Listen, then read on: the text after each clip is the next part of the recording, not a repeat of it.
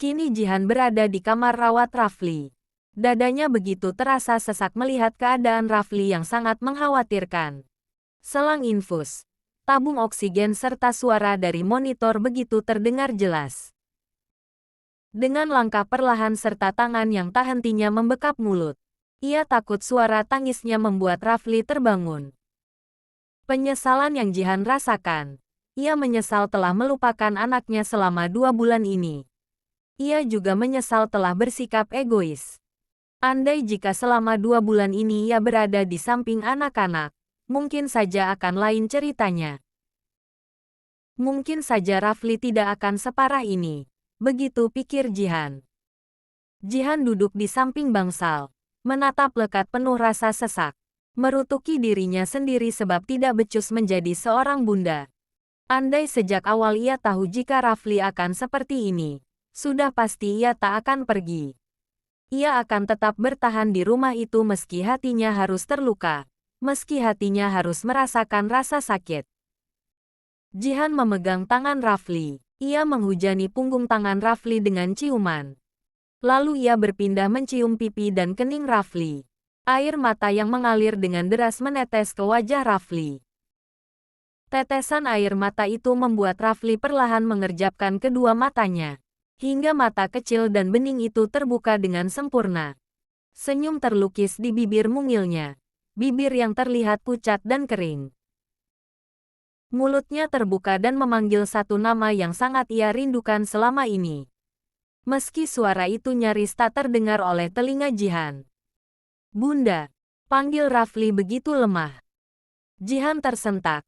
Ia menatap Rafli. Sungguh ia tak kuasa melihat Rafli dengan keadaan seperti ini. Jihan langsung memeluk Rafli, isaknya semakin menjadi. Bukan hanya Jihan. Kini Rafli si anak bungsu itu pun ikut menangis. Tangis bahagia.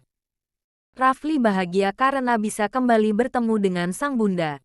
Bunda. Rafli merindukan bunda. Ucap jujur dari Rafli. Jihan mengurai pelukannya. Lalu ia menatap penuh penyesalan pada Rafli. Maafkan bunda. Nak, bunda udah jahat sama kamu. Bunda sudah tega meninggalkan kamu. Petik 2. Bunda jangan pergi-pergi lagi. Ya. Tetap di sini temani Rafli. Petik 2. Iya. Bunda janji. Bunda akan selalu dekat kamu. Bunda tidak akan pergi lagi. Petik 2. Penyesalan memang datang di akhir. Jihan menyesal karena sudah menjadi bunda yang egois. Bunda yang tega meninggalkan anak-anaknya. Andai saja ia tidak terlalu memikirkan dirinya sendiri. Andai saja ia tidak lari dari masalah, semua tidak akan serumit ini. Di ruang inap VVIP itu hanya terdengar suara detak jam, suara denyut jantung dari balik monitor serta suara isakan dari 2 orang yang saling merindukan. Jihan masih setia menemani Rafli.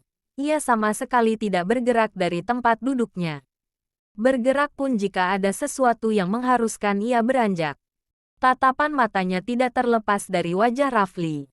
Lalu tangannya tak henti memegangi tangan Rafli. Saking larut dalam penyesalan, sampai-sampai ia tak menyadari jika ada seseorang yang masuk dan kini berada tepat di belakang Jihan. Aku pikir kau benar-benar sudah melupakan anak-anakmu. Lupa diri jika kamu masih punya tanggung jawab mengurus anak. Petik 2. Suara bariton itu terdengar dengan nada mengejek dan meremehkan sosok Jihan. Sementara itu, Jihan sama sekali tidak ada niat untuk menimpali perkataan lawan bicaranya. Ia memilih diam, menganggap seolah-olah tidak ada yang berbicara padanya. Kenapa kau diam? Apa kau sudah kehilangan muka untuk berbicara denganku? Petik 2.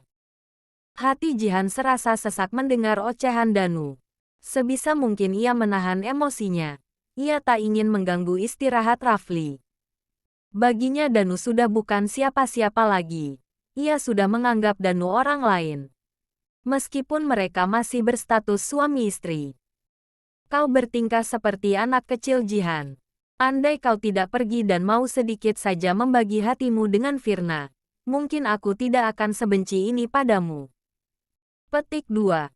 Pertahanan Jihan runtuh. Ia tak sanggup mendengar kata-kata menyakitkan itu lagi. Kenapa sekarang dirinya yang terpojok? Dia seperti ini karena Danu. Tapi sikap Danu padanya seperti dirinya lah sumber masalah. Firna saja bisa berbagai hati. Kenapa kamu enggak? Petik 2. Stop Danu. Petik 2. Jihan beranjak berdiri menghadap Danu. Ia menangis. Ia tak peduli jika Danu menilainya cengeng. Jangan samakan aku dengan Firna, Danu. Dan aku harap kau berhenti membandingkan aku dengan istri keduamu itu. Petik 2. Jihan sudah tak kuasa lagi. Hatinya semakin sakit saat ia harus dibanding-bandingkan. Wanita mana yang sudi untuk dibandingkan? Wanita mana yang rela suaminya terus saja membela istri keduanya? Lalu Jihan, Danu anggap apa? Pantas saja jika aku membandingkan kamu dengan Firna. Kamu dan dia berbeda jauh. Ia jauh lebih baik darimu. Petik 2. Kau bilang dia lebih baik dariku. Apa aku tidak salah dengar? Jika memang istri keduamu itu lebih baik dariku, dia pasti tidak akan mau menjadi istri kedua. Ini apa? Dia masih saja mempertahankan kamu. Apa bedanya dia dengan seorang wanita penggoda? Petik 2. Plak. Satu tamparan mendarat di pipi Jihan. Tamparan yang begitu keras. Jihan memegangi pipinya yang terasa perih bekas kena tamparan itu.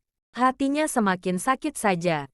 Kini ia yakin jika Danu benar-benar sudah tidak menaruh perasaan lagi pada dirinya. Posisinya sudah tergeser oleh sosok istri kedua.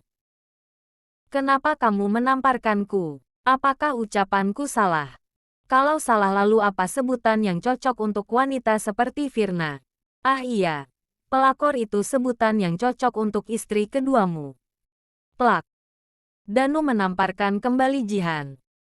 Tutup mulutmu Jihan. Petik 2. Kenapa aku harus menutup mulut? Dan kenapa kau lebih membela dia daripada aku?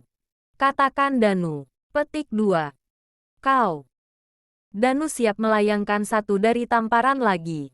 Tapi ia urungkan. Tampar lagi. Danu. Tampar. Apa artinya aku di matamu? Danu. 7 tahun kita hidup bersama dan apa artinya kebersamaan kita selama itu? Petik 2.